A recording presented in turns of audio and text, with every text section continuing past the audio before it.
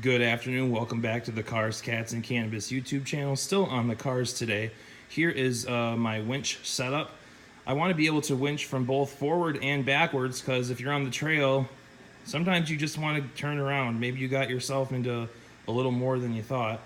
So this goes on the front of the vehicle, and it will be, the winch will be mounted in a cradle, and I can just pop it right into this receiver. So this will go on the front of the vehicle, this hitch receiver, right in this slot. So what you saw there will stick out this tiny slot right there in the middle. It'll stick out of there, look basically factory. I'll obviously make a video on it. And then this is the Warn VR10S winch. Synthetic rope, 10,000 pounds for a 4,000, 5,000 pound Colorado. That's plenty. Just a quick one for today. Also, this is powder coated. From 589, it does not come powder coated. So CRM did a good job. That's a local company here in northern Michigan. But excited to get this put in. But the truck is actually going in for a problem. And here is this problem.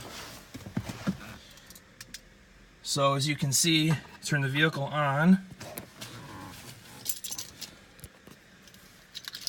And it'll say service axle lockers, which they already tried to fix once.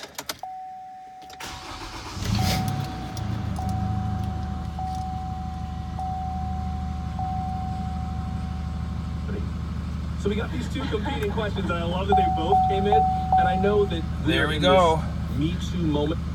So that's the problem I'm taking it in for.